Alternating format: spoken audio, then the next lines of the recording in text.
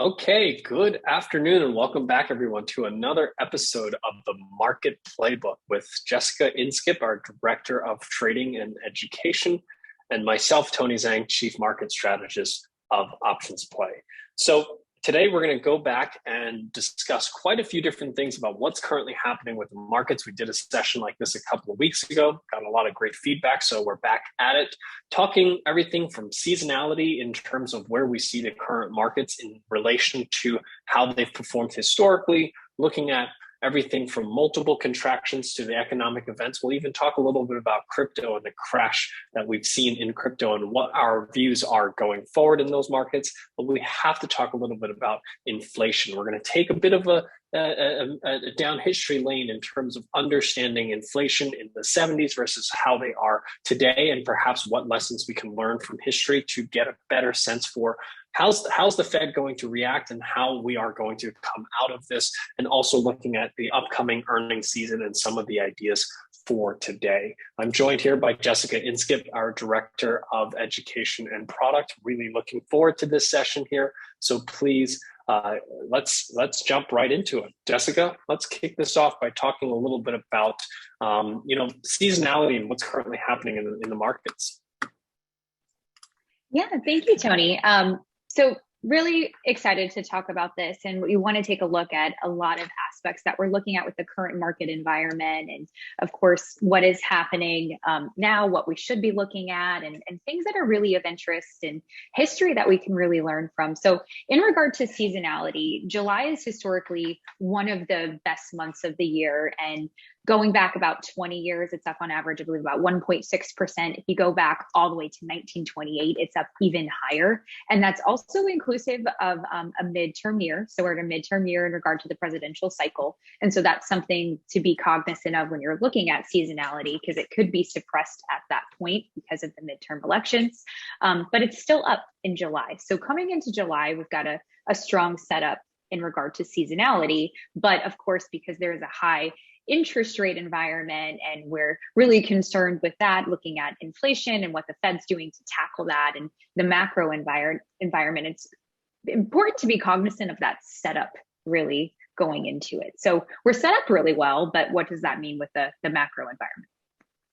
Yeah, I always take seasonality with a huge grain of salt, usually simply because generally speaking, when we look at seasonality, it's usually a small sample set that the data is across. I will say that the July data is quite strong in terms of just the number of months we see a positive return in July, and also not only a positive return but a fairly sizable positive return in July so far, seemingly off to a good start. But I always take that with a huge grain of salt because we are going into an earnings season. We'll talk a little bit about that. I have some concerns about the earnings season, and we'll find out next week kind of whether those concerns are founded or not. From my perspective, we've seen over the past few months a lot of what we would consider multiple contraction, meaning earnings themselves have not really come down, earnings and revenue. We just saw a bunch of reports in June. You actually showed me some of this data where earnings actually look fairly strong. We're still expecting strong EPS growth, a positive EPS growth and revenue growth, even though it's decelerating. But the fact that companies are making more money than they were last quarter is still a positive result. So the fact that we've seen equity markets pull back 20-25% really tells me it's really simply just multiple contraction. It's not an actual expectation that companies are going to make less money going forward. Now, this could change in this earnings season, but that's really kind of where I'm looking at the markets right now, is that we've only seen multiple contraction. Earnings are still expecting at the moment to be strong. If they come in weaker than expected as we start to report next week and the week after, that's really where things, I think, in my opinion, could go substantially lower. Mm-hmm. And I think it's really data dependent right now, which is important. And we'll talk about when we look at the vocal period. So that's something we're going to look at when we're talking about the inflationary environment in a moment. But something that Tony and I have just been discussing about so much is that it is a very data dependent market, in addition to consumer sentiment and the way people are talking about it. That's absolutely important as well. But looking at the data and what the Fed's going to do in response to that data, and then how that data translates into earnings. And so the next important piece of it, completely agree with you, Tony, is are we having a good earnings season? And even more so, what is the forward guidance? Are we going to be having revisions down? Are we expecting more? And it's just certainly interesting that it's looking relatively positive, if you will. Yeah, so we're going to dive into all of those things with regards to earnings, but I know, Jess, you want to talk a little bit about economics, specifically some of the consumer sentiment data, inflation data. Let's dive into some of that and kind of what are you looking at right now that kind of informs your thought process in the current markets? Yeah, so and we talked about that a little bit last time, but what's really important in regard to inflation right now is consumer confidence. So that's something that came out when there was considerably lower than anticipated. That was Tuesday of last week. It was supposed to be 101, came in at 98.7. Prior, it was 103.2. So consumer confidence is going down. So that's data that's giving us how consumers feel about the market. And if they feel that business are going to be performing well or things of that nature, it really priced in. And that was one of the biggest market moving events last week. GDP that came in, that is looking negative. That's definitely a indicator utilized for recessions. But what was interesting is you've had the two Fed analysis groups coming out with varying views on GDP. So I wonder if we're going to come in the middle. So that's when we also saw a huge market event with that forward-looking indicator saying that they were expecting negative GDP growth. And if you have two consecutive quarters of that, that is one sign of a recession. So that really sent the market down. So it's consumer confidence was down, GDP was looking down. So therefore recession concerns really played out. But then this week we came into a bit of a bounce and a rally. So that was very, very, very interesting. So I think that's the economic calendar highlights of note last week. This week, there are just a few. The jobs data came out this morning. That seemed to be contracting a little bit, which is good. And then the Fed minutes, that also came out. So this is just the minutes where they give us an indication and an update on the market. And we'll talk about why that's really important in a very brief moment. But they just indicated what we were expecting, which is what we need right now. We need transparency. We need to understand what's going to happen. It needs to be in line with what it is before, or they need to react with the data, because then credibility is extremely important. And those Fed meeting notes indicated 0.5 to 7 or 0.75 bips in the next meeting, which is what we expect. That's what the market's pricing in. Therefore, the market didn't react adversely. Yeah, market's actually reacting quite positively today, at least. Yesterday was slightly positive, but today, a very strong reaction to the Fed's policy. Really kind of, I think the market is reacting in a way where they feel that the Fed is trying to do their job of fighting inflation after for months kind of denying that inflation is here to stay, that, for months we talked about transitory and that these were just supply issues that were going to resolve themselves. Clearly that was incorrect. And now the Fed is, doing what they need to do in order to fight inflation. And I think markets so far are reacting fairly positively at the moment, and I think we're likely going to see this type of reaction from the markets until something changes that course. And that possibility in terms of changing that course for me is really earnings season. If you look at the S&P,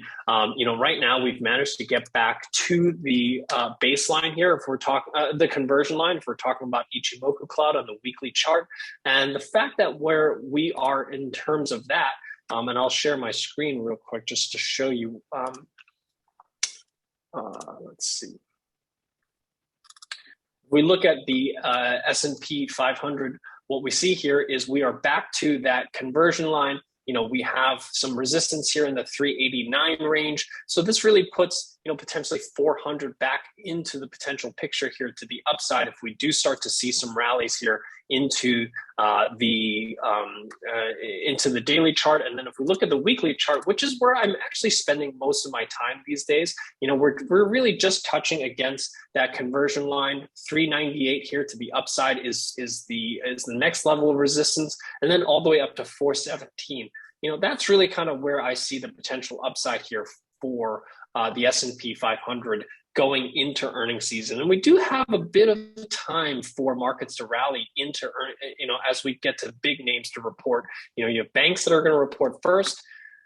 I'm a little bit torn here on the banks. We saw some strong action here from the banks today, but I'm not sure that necessarily is going to stay as strong here in the moment. So let's take a look at inflation, because I know you have quite a bit of views. You've done a lot of research here on this. You took a bit of a history lesson on inflation and Volcker. So why don't you share with us some of those lessons that you've learned from looking at history? Hey, I hope that you're enjoying the session so far. I would love for you to join me on my next live event, where you can learn alongside thousands of traders, and I'll answer your questions live. Either click on the link on your screen or check out the description below. I host weekly trading and education sessions just like this one, and you'll get to trade alongside our research team's daily trading signals, weekly technical research, and access the most intuitive option strategies analytics platform free for 30 days. We're here to help you succeed, and please make sure you like this video and hit the subscribe button. Thank you, and let's get back to it. Yeah, and I wanted to go through that because I've heard so many analysts and on the news stations quite a bit comparing this period to Volcker. So I wanted to really fully understand what that meant, relate it to the current times, what happened during that high inflationary period. And so we'll go through that in a lot of detail, and I have some charts as well. But it's really looking at the Great Inflation period, which was 1965 to 1982. So it's a large span, but because of looking at a large span, there was actually a lot of things that really contributed to that. One was, it was runaway inflation. It was really, really high. So we're not at near as highs as it was then, but the issue is it's exceedingly, and the slope is close to it. And Powell really looks up to Volcker, who was a chairman of the time that we're going to talk about. And so his mindset and the things that he's been saying are really correlating to that. So I think that's important. And I haven't shared the chart yet. I saw that in the chat, and I will in one brief moment. But looking at that period, the reason for inflation and why it was so high and why it was runaway inflation had to do with an oil shock.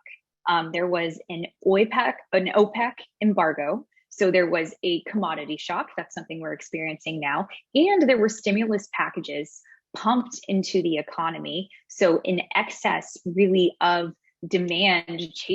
high demand chasing too few supplies. So that caused really high run-up inflation really, really quickly. And someone had to step in and take care of it and really battle that. And that's where Volcker stepped in. And there's a lot of information there and how he even got into that position. I found it very interesting, but really irrelevant. But apparently he just stepped into the president's office. I'm telling you anyways, he stepped into the president's office.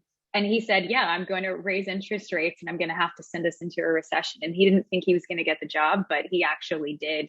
Because he said what's on his mind and he said what he needed to do. And a lot of people look kind of terribly on that because it's the Great Volcker shock and there was a lot of things happening, but it's really set up the economy for the early 90s and that technology boom that we really needed, that we're utilizing in our lives today.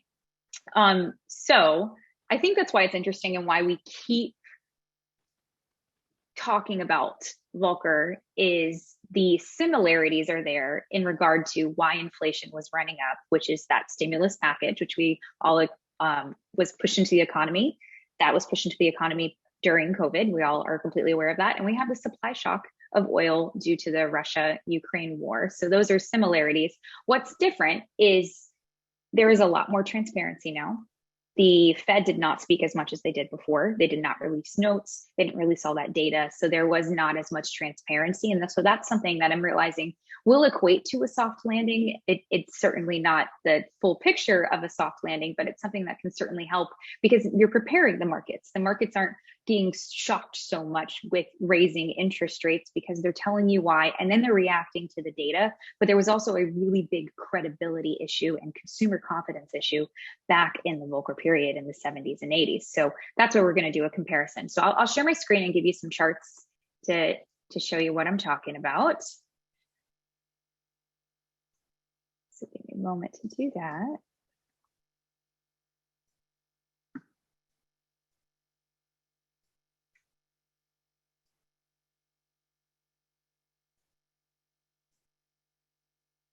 All right.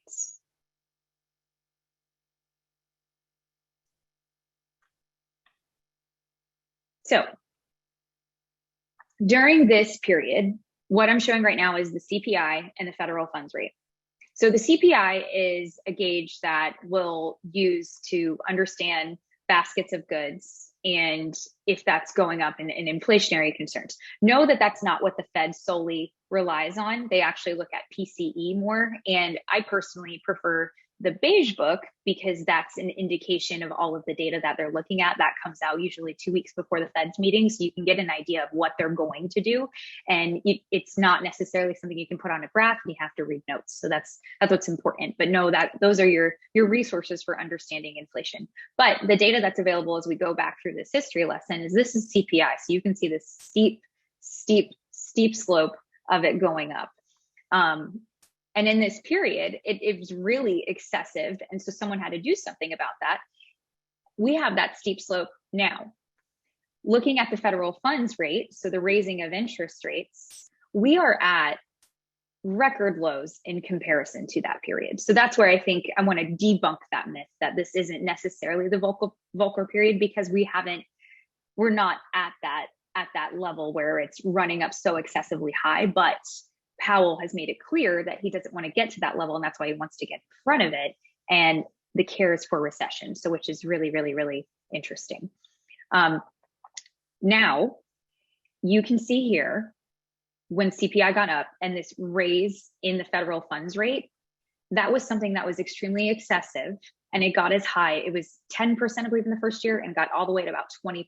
So that's really excessive, and I don't see that necessarily happening with our market and the current interest rate environment, but it really shows you how much Volcker had to raise interest rates in order to battle CPI and inflation. And I think that's the lesson that we need to take away from here and to completely understand is when we're comparing it to that period, it's not necessarily the same period because inflation is not at that astronomical high that it was in that time frame, and it did send the economy into a recession. The Fed was not as trusted. They had a huge issue as far as credibility, and the federal funds rate now is not as high as a price as it was. They had to go all the way up to 20% in order to battle it.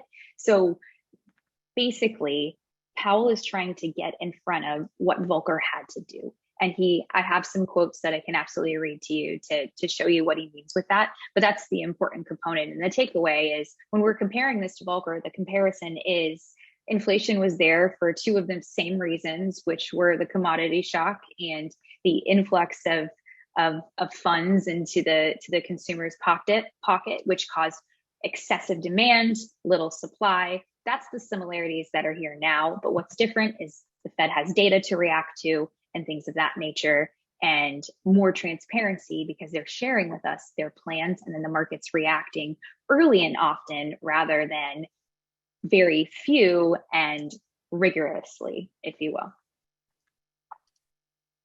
Thank you so much for that history lesson. I think the one thing that we should discuss a little bit is regarding unemployment, because that's the one thing that is quite different between where we are now in terms of the high inflation versus where we saw inflation back in the 70s. We are in a very, very different scenario in terms of unemployment, where we're still at about 3.5% right now in terms of unemployment.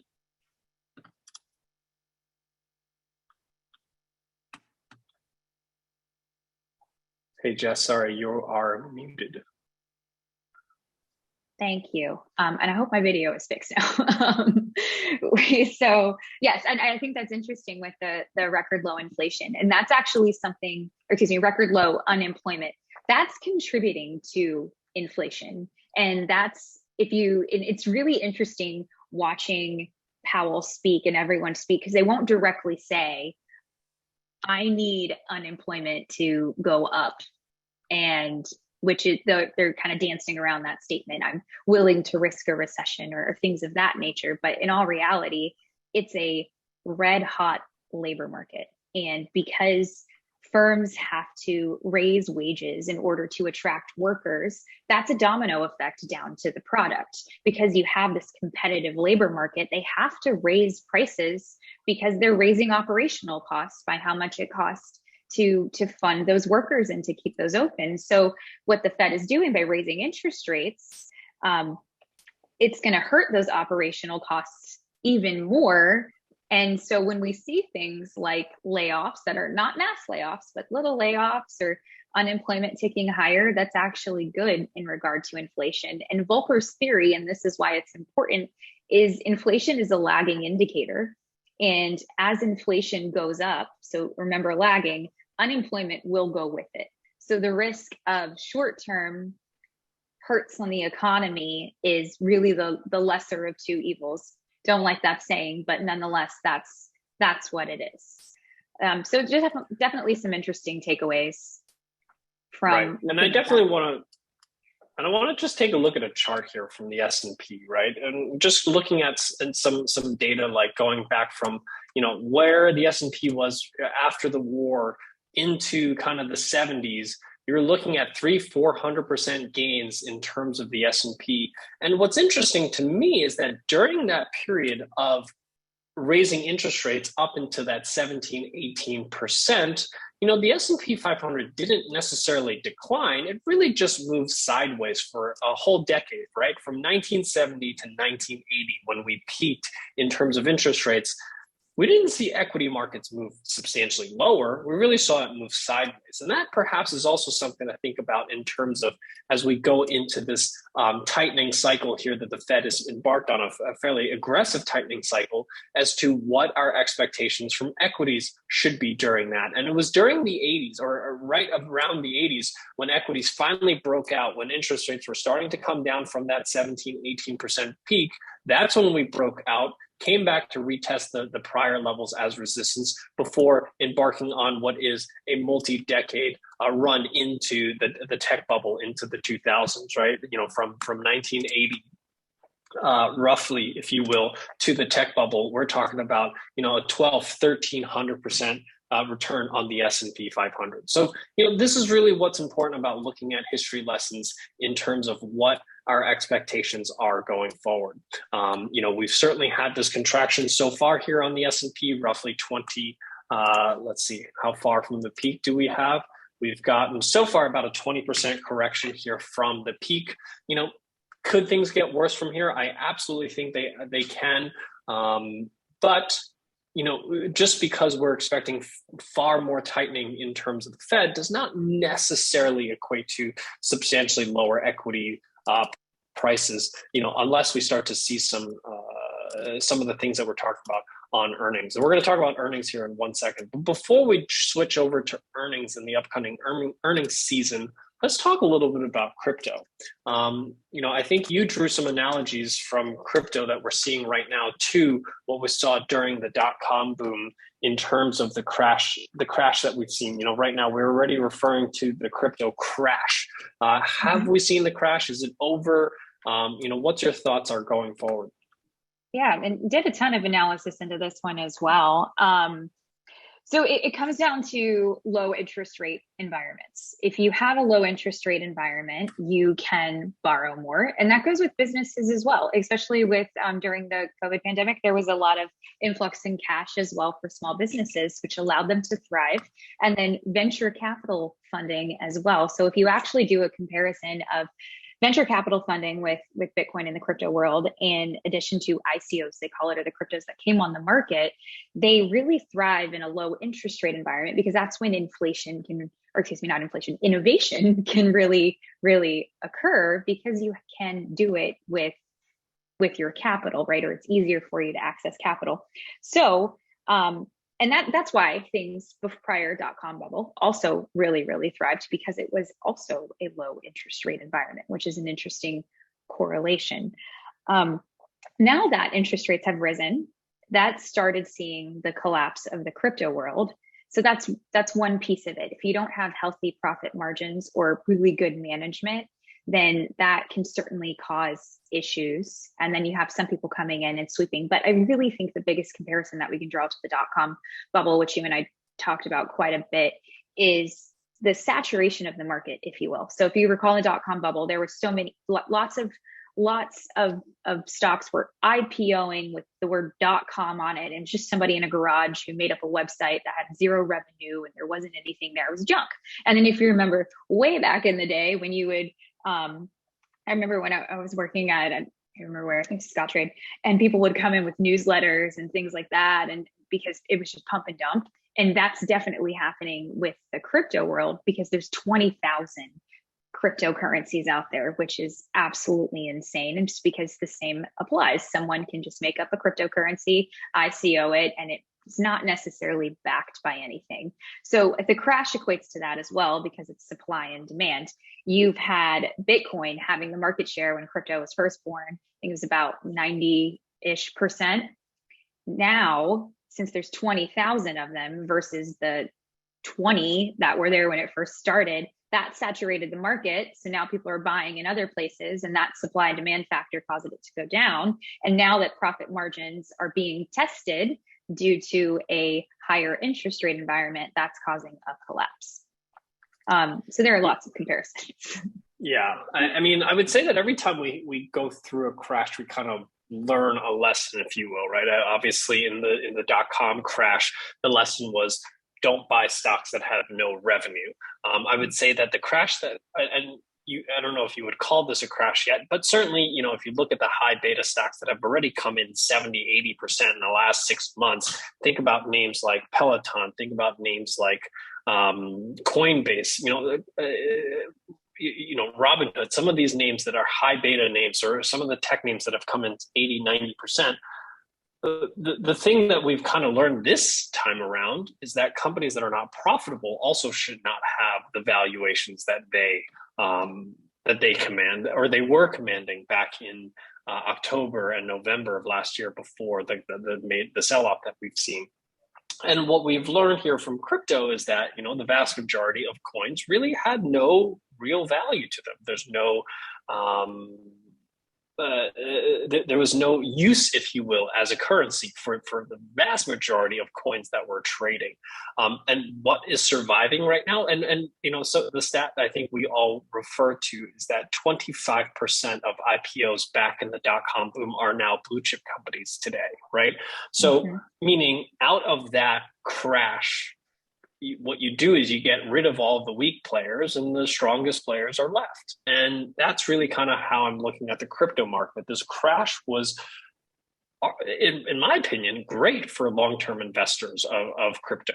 For those of you that have been buying Bitcoin and Ethereum and continuing to buy them, I think this is great. The fact that you are shaking out all of the weak cryptocurrencies, and then the strong ones are the ones that emerge and the ones that are going to have staying power. So, Bitcoin testing the $20,000 level and holding so far certainly seems to be a bit of a support level here. However, I do think it could get down to as low as 13,000, which was, the peak back in August of 20 before the pandemic. I'm sorry, after the pandemic. Of August of 20 was the peak, around 13,000. I think Bitcoin could probably get down to that type of level. And that's really where I think a lot more buyers will step in. I certainly think quite a few buyers stepped in around this $20,000 level, which was the peak back in 2017, 2018, when we first had our crypto craze, if you will. So, that's kind of my view here on crypto, that this crash is good for long-term investors, just like how it was good for Apple investors and Microsoft. We always talk about, hey, if you had bought $10,000 in Microsoft back in the dot-com boom, when it crashed, you would be a millionaire today. Well, potentially a similar type setup can emerge for some of these cryptocurrencies as a result of this crash, in my opinion. Yeah, sure. And you'll never call the lowest lows. It just never happens. But you can take a look at the environment. And the shakeouts are really good for showing good business models, if you will. And I know I talked about this briefly but the collapse of Luna and things like that paved the way for regulation. And I know the purpose of Bitcoin and things like that are for decentralization. So I'm not saying that, but regulation in the fact of exchanges that are trading these, and they're like, even with options, there was regulation that came out with that in regard to what you have to display to clients and the education around it and things of that nature. And that creates consumer confidence, and that has collapsed within Bitcoin. That's the biggest issue, is the collapse of consumer confidence, and the influx of, or the creation of regulation rather, can help put that trust back in, but that wouldn't necessarily happen during a midterm year. Right. So let's switch gears a little bit to the upcoming earnings season, and we're going to do an earnings special in the next couple of weeks here as we talk about earnings, but just talking a little bit about expectations. Last quarter, EPS grew at 9.2%. This upcoming quarter, as far as earnings estimates, we're expecting to come in at 4.1%. So a pretty sizable haircut in terms of EPS growth. So a deceleration, but I think the important part to remember here, we're still expecting positive EPS growth from Q2. Last quarter revenue growth came in at 13.6%. Right now, expectations are at 10.1. So these are all below historical averages, but again, remain positive. And I think this is really where we have to look at, where do we come in for the year? Right now, we're trading at about 15.8 times next year's earnings, which is below the 18.6 historical 5-year historical average. So we are trading at a lower multiple than what we have historically from a valuations perspective. But again, that's based on next year's estimates, which have not come down at all. They've actually continued to rise here over the past few weeks. I think right now, bottoms up estimate for the S&P 500 is about $240 per share. Of, let's say, SPY. So, or SPX rather. So when we're looking at that, that's really where I'm looking at that 15.8 forward earnings number. And I'm saying to myself, that number is actually a little bit higher if we start to see earnings come in this particular quarter. And that's really where my biggest concerns, because while downward revisions so far have been higher than average, they're not by any means extreme. 69% of companies have issued negative EPS guidance, but the average is about 60% of companies that provide EPS guidance usually do have a negative guidance. So, it's a little bit higher than average, not extreme by any means. So this is really where I see, guidance being the potential driver here. We could potentially have a decent earnings, but it's really guidance that's moving the markets right now. And last particular quarter, the average EPS beat, stock was down about 5% versus the average EPS gain. The stock was down about 0.2%. So even stocks that beat earnings saw some declines last quarter. So this is really where I think that the reaction that stocks have to earnings is really extremely negative right now, and any misses are likely going to see significant moves here to the downside. So we go into earnings season, I'm definitely looking for more bearish opportunities this particular quarter than bullish opportunities, but that doesn't mean that there are no bullish opportunities here in the moment. We will actually take a look at some of those in a few seconds, looking at OptionsPlay. So Jess, I do want to give you a chance to talk a little bit about kind of your thoughts of the upcoming earnings season and kind of what sectors you might be paying attention to right now. Yeah, I mean, I've been saying how much I love biotech now for I don't know how long, but I definitely really, really like biotech. And that's going into the macro environment. So I know someone asked me a question a while ago, how balancing macro versus micro. And I think with this type of environment, it's really important to just be cognizant of all of the macro facts that are really impacting companies' revenue and the strains and the management that they have to go through. And so you want to think about companies that don't have too much of an impact with that supply shock constraints, and companies that can handle really, really a higher interest rate environment, which means they need to have healthy profit margins. They have healthy profit margins, they can handle a thinning of that, if you will. We talked about this earlier. I've always really loved the technology sector, and that might be because I've worked in a bull market almost my whole career, even though studying it, but technology has just paid the most dividends for me, if you will, and I've always worked in technology. But if you want something in technology and you think about the current macro environment, so balancing macro and micro, think about something that has automation attached to it and innovation where it's going to help with the red hot labor market. So if the issue is we have record low unemployment and corporations can't hire people fast enough, well, the alternative is outsourcing that to automation of some sort. And there are lots of companies like CRM, Qualcomm, FIS, IT, things like that, where they are focused on automation of companies, and it's you implement their technology and you take away people's jobs. It feels terrible to say out loud, but that is essentially what would perform really well in this type of macro environment. And in addition to that theory or going through securities, we'll look at the charts, make sure we agree with it, but profit margins, like I said earlier, are really important. You also need to make sure that they can handle a high interest rate environment.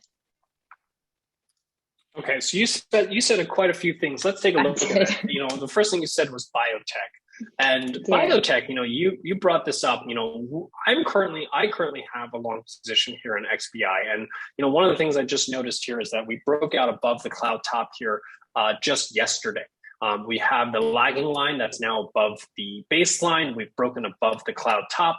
We've really been below the cloud all the way since November. So this is really the first time we've seen some bullish indication from this index. Biotech has not been particularly performed very well, but XBI currently showing some strength here. So certainly biotech, seeing a rotation into biotech, showing strength here, outperforming the broader markets here in terms of XBI. And you can see this relative strength score is now starting to turn positive here, 6 out of 10. The 1 month trend has already turned bullish. The 6 month trend currently still remains neutral. It just turned neutral here about a week and a half ago. My expectation is as we start to see some further moves higher, that things continue to improve here on XBI.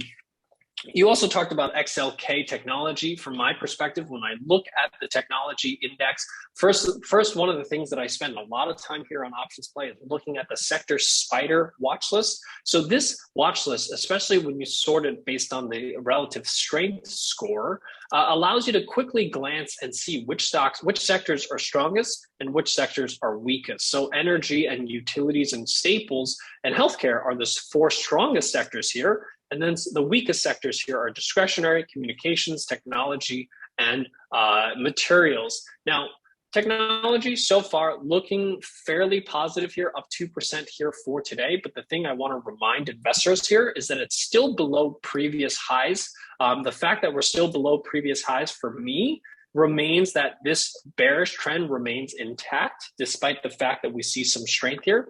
And one thing I will talk, right now, especially if you're trading in these markets for the past few months, you probably have found yourself kind of whipsawed back and forth, right? Feeling that you finally have a bullish conviction on something, and the very next day the market dumps 2%, you completely lose your conviction, or vice versa. You take a short position in markets and you start to see some rallies like we've seen here over the past few days.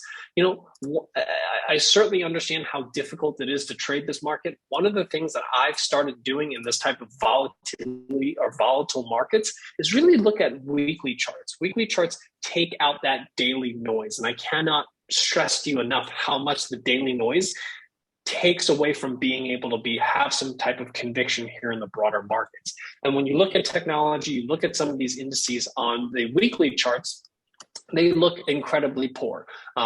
We haven't even gotten above the conversion line here. Everything from this particular chart, with the exception of the fact that the lagging line hasn't broken below the cloud bottom here, is the only thing that's still positive here for technology. Otherwise, we're still very much in this clear downtrend. And then lastly, you talked about automation. And I think that's really interesting because we've talked about reshoring pretty much ever since the start of the pandemic. We've talked about the fact that, once supply chains sort of broke, all of these kind of automation, reshoring, onshoring, whatever you want to call it, type of companies became kind of on investors' radars. And you rattled off quite a few different names. One that kind of continues to, in the back of my mind, that really is at the intersection of all of this is Rockwell Automation. And Rockwell Automation hasn't performed well at all. And the question is whether or not we are kind of near a bottom and potentially can see some potential upside here.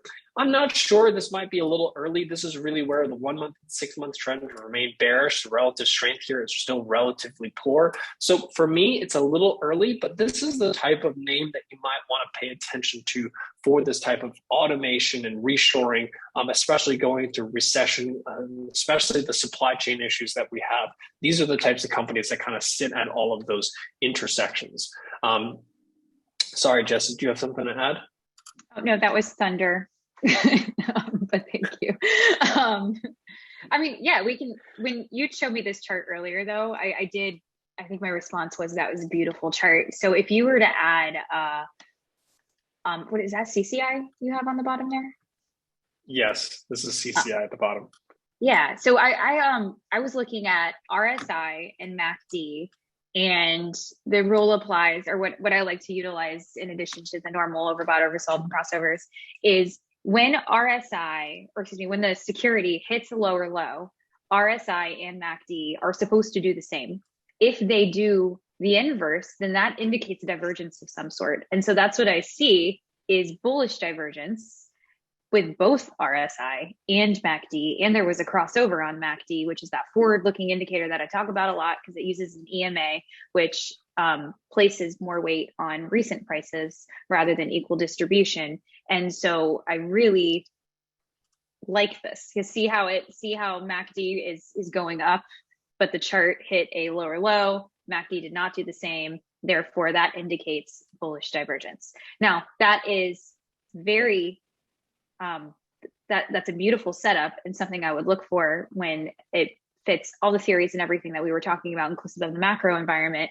But any security now, if we just have to be cognizant of economic calendars. So I would be very careful when Fed speaks again and things like that, because it just sends everything down, regardless if it's got a wonderful setup and things like that. And so that's why I love that you shared, look at the weekly chart, take away the noise. I definitely even suggest doing that with the broader market as well, because it gives a really good indication where true resistance is and where true support is, areas of supply and demand, etc. Yeah, I like this one. I think that's a great chart. Yeah. So let's take a look at some opportunities here. And I certainly think technology is one worth taking a look at. So we can dive into the technology sector. And again, this is really one of the places that I spend a lot of time on OptionsPlay. For those of you that kind of want to understand how I scan for opportunities, technology is the one sector that has seen the highest amount of EPS revisions higher and the highest EPS revisions lower, meaning there are opportunities, I think, on both sides for technology. I think there are still names that are overvalued. They're not necessarily overvalued, but have downside risk. I talked about Alphabet as one of those ones that still has downside risk on CNBC last week. And I think there are plenty of ones that are similar to you in terms of automation and kind of technology driven that are worth paying attention to. And one of the things I look at, I sort each watch list based on the relative strength score. And the ones at the bottom that are with the weakest relative strength and the red arrows, those are the ones that have weak relative strength and trending lower. So those are classic bearish opportunities. And then as you go through the list, what you start to see is you find some of the names that have start to show some bullish trends. This is telling me this is a weak stock that perhaps is starting to turn around. Now, I've never heard of EPAM systems, to be perfectly honest. So I'm not generally going to touch companies that I've never heard of. So I usually keep going. And Salesforce was one that kind of piqued my interest here. Salesforce has been on my radar for a bit of time here. And what you see here, if we look at a chart here for Salesforce, I'm going to take off some of these indicators. Let's just look at price action here alone. What you have here is starting to make higher lows, right? So after what has been a long period of underperformance here in the stock, we've now finally started to make some higher lows. It hasn't quite performed well just yet. It hasn't, but I still think that at the very minimum, you can get up to this 192 level here or so, and potentially 200 level here or so, which happens to be kind of what you would typically call a point of control, meaning in this area is kind of a lot of trading. 200 is kind of your average. 204 is your average. So that's kind of where your upside target here to the upside here for CRM would be. And I think CRM kind of fits your profile of automation and technology in this particular space, especially if you think about companies that are laying people off, what are you going to do? You're going to move more towards the cloud because infrastructure and then running your own servers are expensive. They take a lot of people. Moving things to Salesforce allows you to do these things in the cloud. So Salesforce was one that I found just looking at our watch list feature, looking at what stocks stand out, because if you look at Accenture, you look at Adobe, these are stocks that are still trending lower with poor relative strength, but CRM starting to show some strength, Intuit starting to show some strength, and the watch list feature allows me to find stocks without having to look at the chart and get a sense for where there are some opportunities. So looking at bullish opportunities, looking at CRM, looking at Intuit, those are some bullish opportunities. And then if I scroll to the other end of the spectrum, looking at really some of the strongest stocks, where do we start to see some stocks starting to fail? Visa, this was one that I took a short position here a few weeks ago on CNBC. This is one that I still think out of the mega cap names, this is a stock that really hasn't come off very much over the past few months, especially if you think about from November till now. This is a stock that's held up relatively well, but this is a type of stock that you're going to see some substantial downsides going into a recession. And I don't think that's fully priced in here. I still think there's further downside here in names like Visa, MasterCard, and American Express. But Alphabet, Apple, Microsoft, these are all names that also still fit into this camp here that have relatively held up well. But if we really start to see, EPS guidance in some of these names lower, I think there could be some significant moves lower here to the downside. So looking at technology, those are some of the names that I'm paying attention to right now. And another, I would say, interesting, segment of the market is solar. Solar, we haven't talked about solar for so long. We talked about it a lot in 2020 when we saw this huge run up in solar going into 2021. And then since then, it's been a huge underperformer. But notice that over the past few months, solar has not moved lower along with the market. So this is what we call kind of a silent rotation, because if you just look at a chart here of solar, you would say there's nothing going on, there's nothing interesting. But if you look at the relative chart of solar relative to the market, this is a segment that's making new highs. So when the markets are moving lower, but the stock or an ETF is moving sideways, that's outperformance. That's a sector that's doing better than the market. And this is really one where I think that if we do see a breakout here from this $76, $77 level, we're heading back into the 80s and 90s, potentially even as high as 100. So solar is one that I'm also taking a look at. We have a position here. We took one earlier this week. I talked about this on CNBC last week. And lastly, what I'll do is I'll take a look at staples.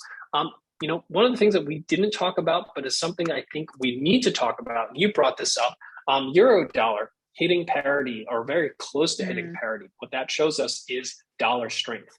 And if you look at the sectors that have the highest exposure to international revenue, because a higher dollar is going to be impacting companies that earn their revenue abroad, right? Because that's going to be a lower amount of revenue for them because of the strong dollar. Technology has the highest exposure internationally. Staples has a 45% exposure in terms of a sector, meaning 45% of revenues in the staples sector is generated overseas. So these are some of the names, especially think about the big multinational conglomerates like Coke and Pepsi. Those are Procter and Gamble. Those are the ones that could see some significant FX headwinds going into this earnings season. So looking at consumer staples, I think Coca-Cola really stands out. as one that could potentially see some downside here going into the earnings season. Coca-Cola right now, extremely strong relative strength. But if you look at the chart here, this is a chart that's continuing to trend lower. And it's actually just bounced off of this trend line, right? This is a trend line that's been in place since May of 2022. So this is a trend line that just bounced off here last week. And I think this is one that could see some downside going into earnings, reporting earnings here in 19 days. And right now, implied volatilities is very high. So perhaps you might want to look at selling, let's say, a call credit spread is certainly one place that I would look. You're not going to collect much in some of these names. And that's what I don't love about trading staples sometimes is these credit spreads. You don't collect much. So perhaps this is one that I might still look at buying a debit spread, despite the fact that IV rank is relatively high. You really have to look at the skew in this particular case to understand why those credit spreads don't perform very well. So in this particular case, I would be looking at perhaps buying a debit spread in some of these names. So for me, looking at solar, looking at CRM, and looking at potentially some downside right now in Coca-Cola. Once the banks report, once some of the airlines report, we'll see kind of how things shake out. And that's really going to inform kind of my views for the rest of the earnings season. Yeah. And I do want to pause for a moment and just explain something that just happened as well, which is how this platform was designed. Is we, of course, talk about the market quite a bit, and we wanted to make sure we shared that with you, which is hence why the market playbook was born. And then what we do is we take those ideas or those sectors and looking at the rotation and things that will perform well. And that's why we utilize the watch list with you. That's why you get ideas. So then, and technical analysis is something where you really refine and learn over time. So utilizing that strength indication is a good way for you to filter and sort to say, okay, I know I want the healthcare sector, for example, or perhaps I want to short consumer staples, or you completely disagree and want to do the opposite of everything we say. You could do that too, utilizing this tool, getting your ideas. Then you did validate it with that chart, because you notice the support and resistance will give you ideas where things are, and we make sure we give you as much information as possible. But that's the beauty of this, is to make everything as easy as possible. Here's, what you want to do, here's your ideas, here's how you validate it. And then you notice how Tony looked at IV rank to move into the options portion of it. So, and that's what's really important, is it's a validating process. Is I know that this is what I want to do based on the macro environment. So back to the biotech that I've been saying quite a bit, that's how I'll get ideas. Is I'll start with the healthcare sector. I'll look for something with strength. Then I'll look at my chart with my process. I'm an options trader at heart, as is Tony. We'll look at IV rank. We'll look at support and resistance, decide if we're bullish or bearish at that time. So obviously bullish biotech. If IV rank is high, that's going to indicate, at least in a 30-day period, that I want to sell something.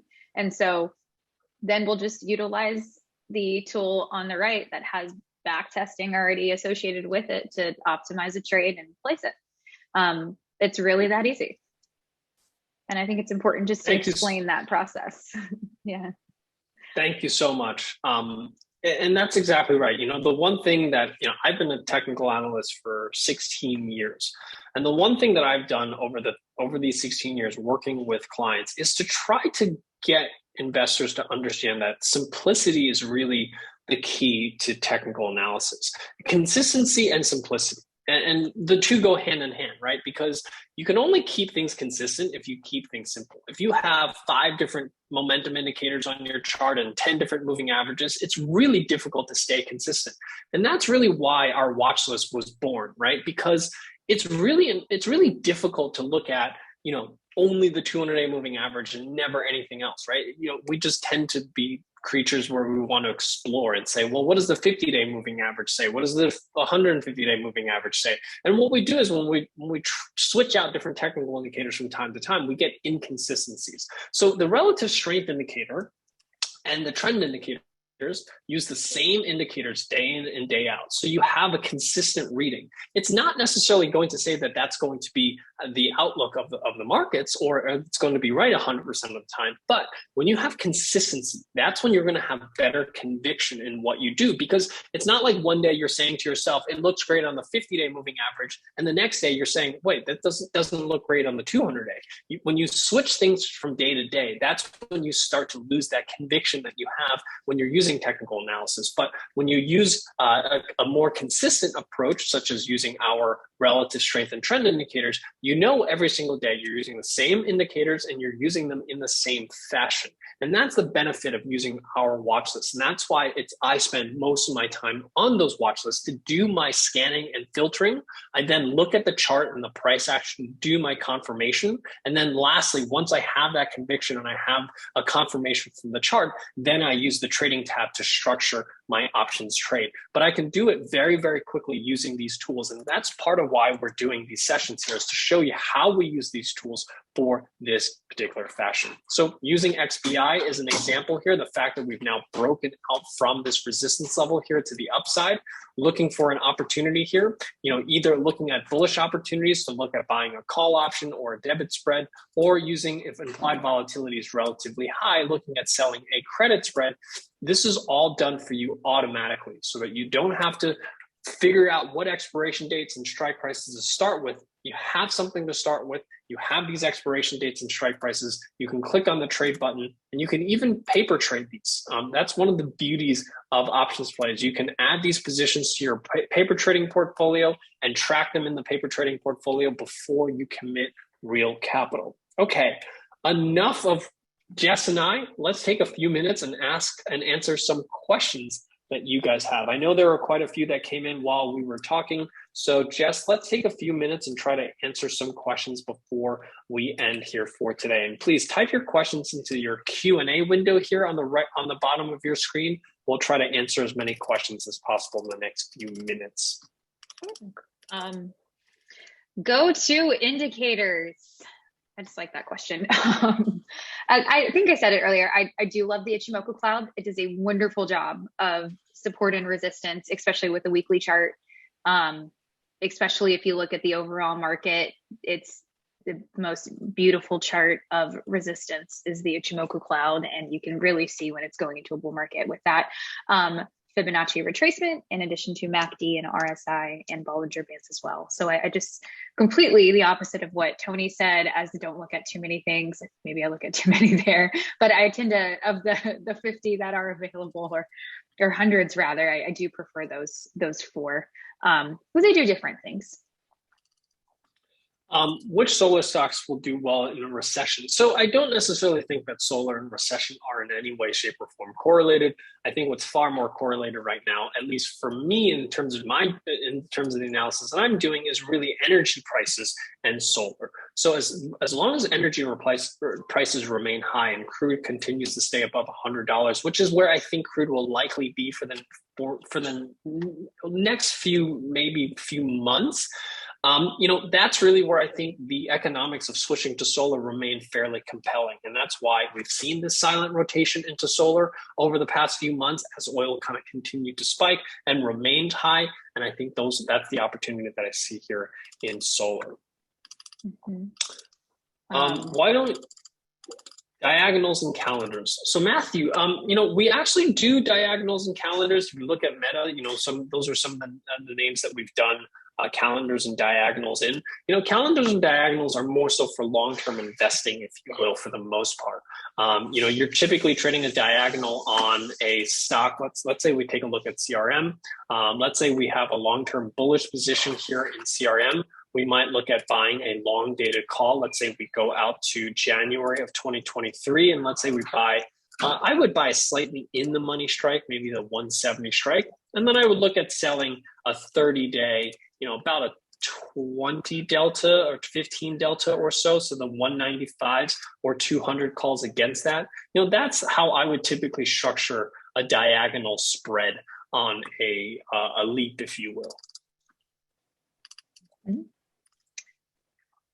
And I see a question on how does your platform focus on the Greeks? If you want to pull that up, Tony, we talk about plain language. So there's a lot of ways to do it. When you're picking your strikes, the Greeks are displayed there because that's the way we teach it with our best practices when we talk about probability of assignment or probability of expiring worthless. So that's in the Greek selection, but also explaining it. Net Greeks is really important. So if you intend any of our educational sessions, or when we teach you how to utilize the Greeks, that definitely shows how to utilize them properly and that the way it's implemented within the tool. But utilizing the tool itself is we net them together, but we make sure that we explain to you exactly what it means.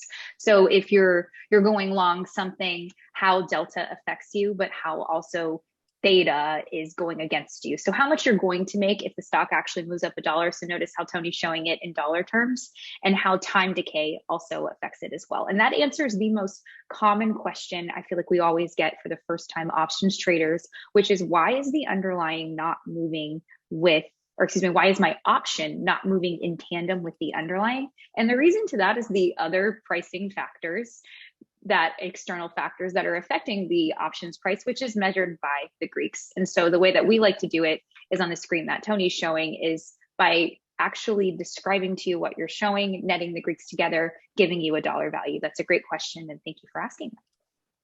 Yeah, great question.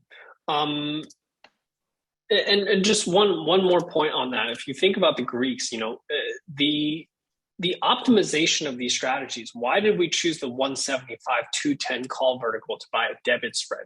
Why did we choose, the 175, 160 put vertical to sell? These are all based on Greeks. These are based on delta-based approaches to selecting these strike prices. When you use a delta-based approach, what you have is a more consistent strategy day in and day out, because you're going to roughly get the same probabilities on each type of trade. So you're not going to have one trade that has a really strong probability and the other one with a really weak probability. You have a more consistent experience when you're trading options using the Greeks, and we always use the Greeks for selecting our strike prices.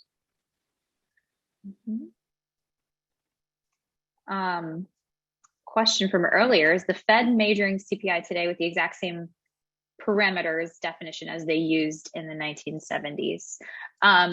No, regulation was actually born of that. That's when they had their mandate, where they were saying that they are going to focus on tackling inflation and interest rates, but also unemployment and stable employment. So that's what's really interesting, and why I think it's important to study the market. And a common theme of any crashes or things falling is the need for regulation and subsequent adding of regulation post bubbles, major issues, things of that nature. And that's actually a great example of how additional regulation was born. Thank you so much. What about EV stocks like Rivian and NIO? So, NIO, it's interesting, right? Because I think you have what is an industry that looks quite promising, that is severely hampered by supply constraints here at the moment. Looking at the weekly chart for NIO, it certainly looks somewhat constructive here. It hasn't quite broken out from that baseline here, but there is quite a bit of upside, in my opinion, for a name like NIO. These names, I think it's really difficult. It's more of a bet on whether supply chains, things get resolved relatively quickly, or how quickly supply chain issues get resolved. It's really more of a bet on that. And I would say it's a leverage bet on that too as well. So I think the best way to play these is using options, using something like a debit spread, where the amount that you're risking versus your potential reward is skewed in your favor, right? So using, let's say on Rivian, buying a debit spread going out to August, which encompasses the next earnings cycle. My concern here with names like this is that you're going to see some negative guidance in some of these names. So you might even have a strong report and see the stock come lower as a result of that guidance. Perhaps guidance saying that for the rest of the year, our expectation is that we're going to be hampered by, chips, and we won't be able to make as many cars as we would like.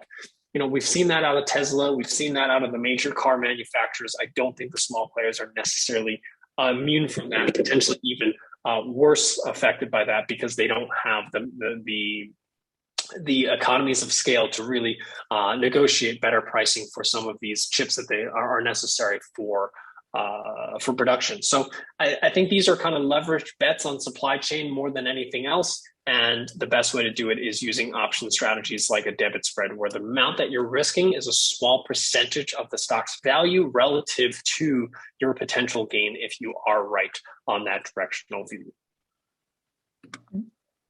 I love this question from Matt. Do you have a target? Oh, go ahead. No, go Go ahead. ahead.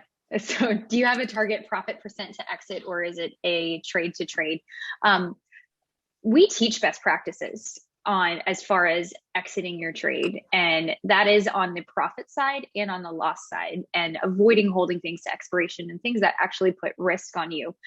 So that's something we cover in a lot of our educational series, and in addition to, there's alerts that we provide to you. But what I think is really important with that question, what I would like to address is the limitations that you put on yourself, even more so, because what I'm reading that is as risk. And so with the tools that we have on here is we specify how the idea section really can be specific to you. So for example, if you say I have a $100,000 portfolio, I only want to spend 2%. That's a really great way of equating for risk on the entry point in addition to the exit point. So that's where that question really equates to. And a lot of time when it comes, it's, I don't want to risk so much. Well, that starts in the front end when you're placing your trade. And in order to be successful, you have to be cognizant of your risk tolerance. And that's inclusive of options. Absolutely. Even more so, I'd actually say it's heightened.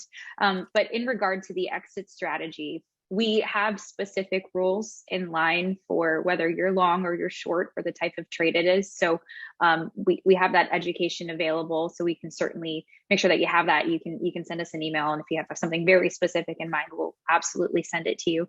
But most of it is around taking profits when you have your price target in mind, mitigating losses, and never holding an option until expiration. Yes, and I completely agree with that. You know, with every single strategy, you should always have a preset exit plan before you enter the trade. And for the most part, most strategies, we know exactly what percentage P&L we would take profits on and what percentage P&L you want to cut losses on. Those are the two numbers that you should always have in your head before you enter a trade and have a good sense for that. Joe's asking a great question. Thoughts on using way out of the money strangles for high IV stocks during earnings? I would say, Joe, from a theoretical perspective, this is one of the most profitable strategies in the long run. But there's a huge caveat to that. The short strangle trade, Joe is asking, what are our thoughts of using something like a short strangle going into earnings, especially on something with high IV rank like Coca-Cola, 88% IV rank, selling this $86 strangle with unlimited risk.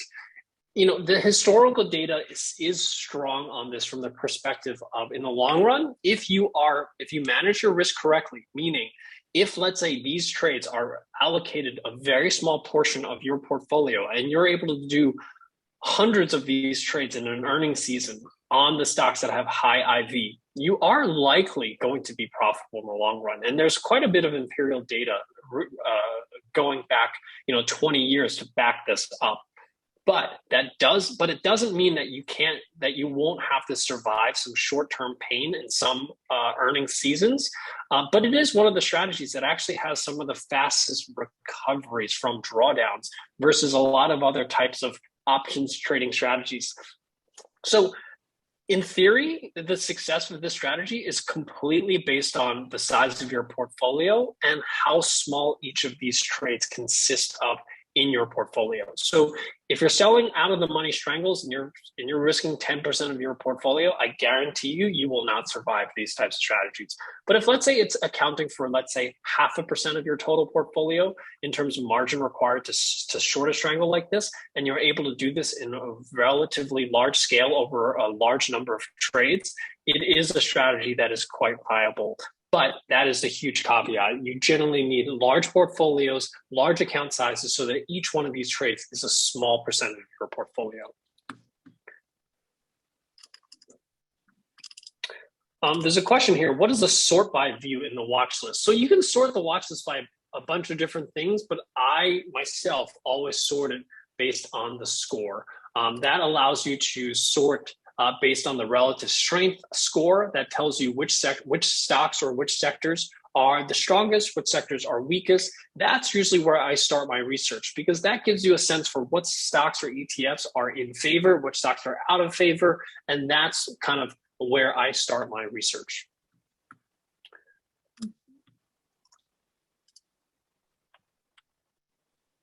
Any leaps on there that may look attractive when stocks are so much down? Really scrolling in to find the question, so thank you for sending that. Sure, leaps are something you can absolutely trade. That's where it's a bullish security, and I think we've got a couple of webinars on that as well. I saw somebody put in the chat that we had a lot on YouTube, so thank you for that. But yes, that it absolutely is. Just know if in this type of environment, that's something I would just be a little bit careful of, because remember, options have a finite life. So unlike buying the stock, it's going to decay, and that time decay component is absolutely going to go against you. So I would just make sure it's a really, really, really strong buy if you were venturing into a leap because of this type of environment. I don't know if you had any other thoughts on that one, Tony. So I've certainly waded into this kind of deep end of the pond, if you will, the last couple of months, right? We made this call, and actually this was Rick who made this call back in early May to go long the Chinese A shares when it was trading at around $28 or so. I think it was on May 8th is when we made this call to go long. We actually caught the absolute bottom. It's really these super bombed out opportunities, in my opinion, are the ones that I'm looking at, leaps on. So this was an ETF that's trading at $46, traded all the way down to 28. So you're talking about a 50% haircut, looking for that bounce. I think there are quite a few, I would say, technology names that fall into this. For me, if you look at Meta, right? This is a stock that obviously has been beaten up substantially. Look at Netflix, but these are companies that have a huge amount of cash flow, positive, fair, not just positive, but huge profit margins, and generate a vast amount of revenue. These are the types of names that I typically look for. Stocks that are very, very severely oversold, that have that bounce opportunity. These are the ones that I typically look for bullish opportunities in, using leaps to purchase long dated views in names like Meta, in ARK, some of these really bombed out names. Mm-hmm.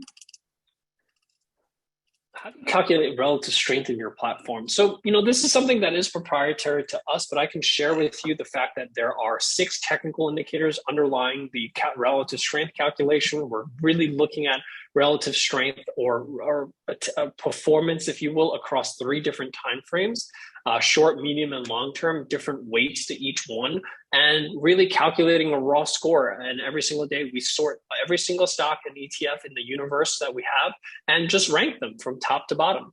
And that's how you get a relative strength reading.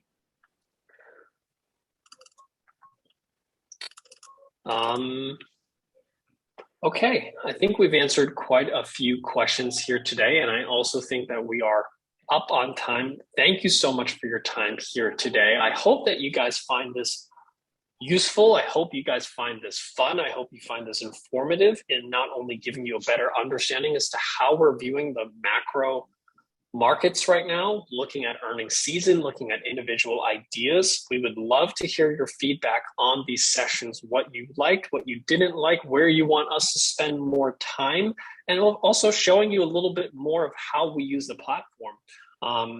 Because this will help you better navigate and maximize your membership here at OptionsPlay. So whether you currently have a membership, whether you're on a free trial, hopefully this gives you a better sense for how we use this platform to find ideas and structure trades relatively quickly using the indicators that are here on our screen. So please send your feedback to our support team. There is that questions, ask us button here. Send us your feedback. Let us know what you loved, what you didn't love, and we'll continue to incorporate that. And we're trying to turn this into a more formal show every single week where Jess and I get up here and just talk markets, talk ideas, talk markets, talk macro, talk economics, talk whatever is currently happening in the markets and giving you a sense for what our views are. And Jessica, thank you so much for joining me. Thank you so much for your history lesson on Volcker and the 1970s inflation environment that we seemingly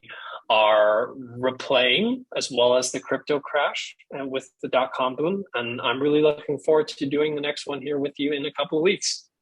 Yeah, sounds great. And just want to remind everyone, the key takeaway, because we're really looking at earnings season, very, very, very important. But thank you, Tony. That was great. And thank you everyone for the positive feedback. We really appreciate that. Bye. Thank you and have a great day.